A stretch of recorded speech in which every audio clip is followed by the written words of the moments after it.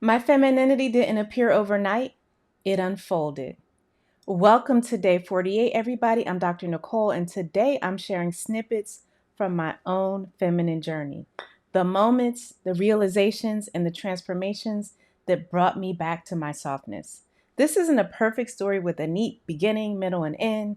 This is the messy, beautiful, ongoing process of a woman learning to integrate her strength with her softness, her independence with her receptivity, her mind with her heart. So if you're on your own journey back to yourself, these stories are for you. Let me start at the beginning. The conditioning. This is what shaped how I and many women understood femininity. I grew up seeing examples where strength meant being tough, where emotions were seen as weakness, where soft was synonymous with pushover. And this wasn't necessarily in my own house, because when I reflect back, I see my grandma, my mom, my aunts, the women in my family spoke softly. They were in touch with their emotions. But the overarching environment in the city I grew up in and with the women and the girls around me was soft is weak. Don't be a pushover. I even saw one of my babysitters. She was raising children. She was managing a household. She had to be strong. In those environments, I observed that being feminine meant being vulnerable, and being vulnerable meant being unsafe. So I started picking up on the cues. It's better to suppress your emotions to appear strong. It's better to pretend you can handle everything on your own to avoid being a burden. It's better to use logic over intuition because feelings were not to be trusted. Compete rather than collaborate because the world was harsh. This is what people actually said. Build walls rather than bridges because people could hurt you. By the time I reached adulthood, I had seen numerous examples of being capable but completely disconnected from feminine essence. And I absorbed that. I could analyze anyone else's emotions. And even though I was so sensitive and could feel my own, I didn't feel free to express them or to show too much vulnerability. I thought I would be punished. I could solve everyone's problems, but it was hard to ask for help with mine because I thought I would be shunned. I could appear confident and together. People told me all the time. But a lot of times I kept the feelings of emptiness and even feeling not enough to myself. I was scared to be vulnerable with others. This conditioning served me in a lot of ways. It helped to make me resilient, professionally successful, independent. But over time, I realized that it cut me off from parts of myself that I didn't even realize were missing, parts that I had lost touch with. My journey back to femininity began with burnout, ironically, multiple seasons of it. The first burnout happened in graduate school. I was trying to be the best student ever, the perfect daughter, the perfect everything. I was running on caffeine and willpower, sleeping sometimes just 4 hours a night, studying, telling myself that this is what it took to be successful. I remember sitting in my car after a particularly difficult day at my internship, crying from exhaustion and thinking, this cannot be what it's supposed to feel like. The second burnout came after having children. Again, I thought the key to success in being a woman was to be perfect. I was trying to be the perfect mother while building certain things in my career, maintaining my marriage, and keeping up with other responsibilities in life. I was doing everything for everyone else while slowly the things for myself dropped off. I felt like I was disappearing into my roles and losing any sense of who I was underneath all the doing. The third burnout is what really finally woke me up.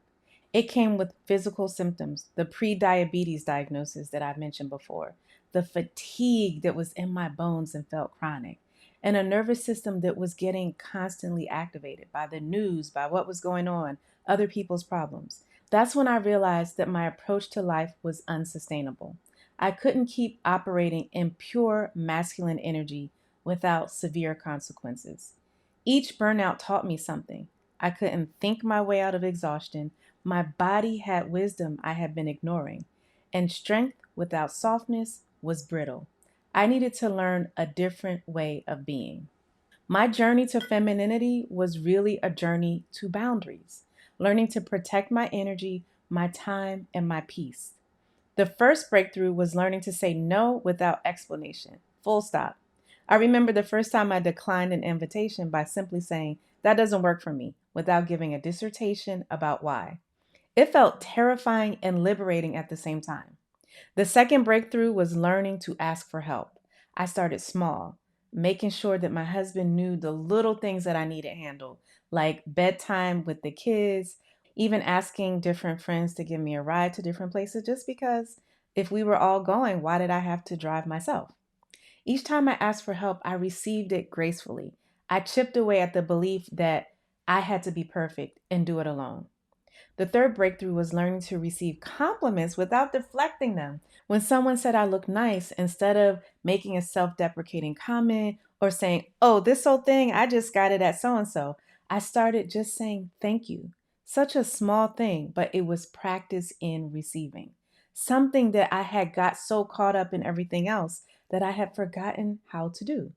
The fourth breakthrough was learning to express my needs directly. Instead of hinting or hoping someone would read my mind, I started saying things like, "I need some quiet time tonight. I love some help with this." Each boundary I set, each time I honored my needs, each moment I chose myself, it was like reclaiming a piece of my femininity that I had been giving away all of these years. The return to my softness didn't happen all at once. It was a gradual unfolding, like a flower opening petal by petal. I started noticing beauty again just around me. I'd been so focused on productivity and efficiency that I had stopped seeing the sunset, the way the light hit the wall, the smile on my kid's face, the little things that kids do that are so unique. I started feeling my feelings and being okay expressing them again. Instead of immediately analyzing or fixing them, I started just sitting with them, a practice that I had done long ago but had lost touch with. Sadness, joy, frustration, contentment. I let them move through me instead of around me. I started moving differently. Instead of rushing from place to place, I started walking with intention, with ease, and with flow. Instead of sitting tensely at my desk, I started softening my posture, sitting and drinking my tea and relaxing. I started speaking differently. My voice became softer and my pace slower. People commented and they noticed. I stopped filling every silence with words and started allowing space for others to speak. I started dressing differently, not dramatically, but I started choosing clothes that felt more and more feminine and beautiful instead of just professional and practical. I started relating differently. I stopped trying to manage everyone's emotions and started trusting that people could handle their own experiences and what they were going through. The most profound shift was I started trusting my intuition again, that quiet inner voice that I had been overriding with logic and analysis. I started listening to it, and the more I listened, the more it guided me toward choices that felt aligned, relationships that felt nourishing, and a life that felt like mine.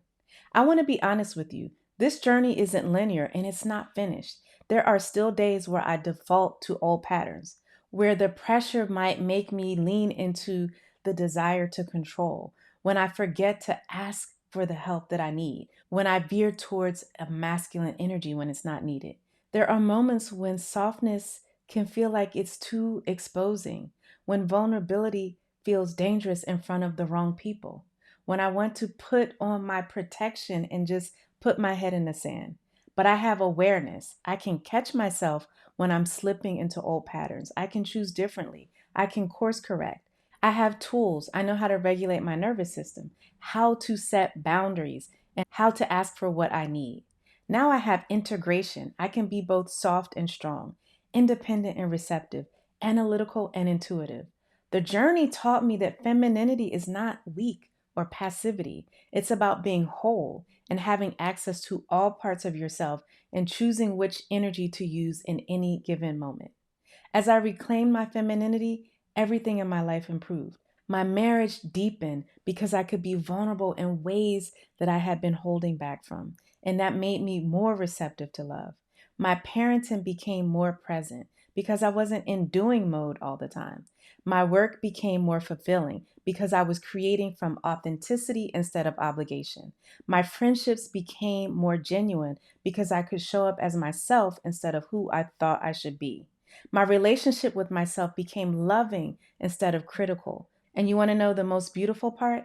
As I gave myself permission to be more feminine, I gave other women permission to do so too. My clients, my friends, they all saw that it was possible to be both strong and soft. I want you to know how important it is to be patient with your becoming. Your feminine journey won't look like mine. It might be faster or slower, easier or more challenging, with different lessons and different breakthroughs. But trust the process. Trust that every step towards softness, every boundary you set, every moment you choose yourself, it's all part of your unfolding. You're not broken and you do not need fixing. You're simply remembering who you've always been underneath the conditioning. Make sure you hit subscribe for day 49, where we're doing an identity glow up workshop. Practical steps for becoming the woman you're meant to be. Tell me in the comments, what's one part of your feminine journey that you're working on right now? I'll see you tomorrow. I'm Dr. Nicole.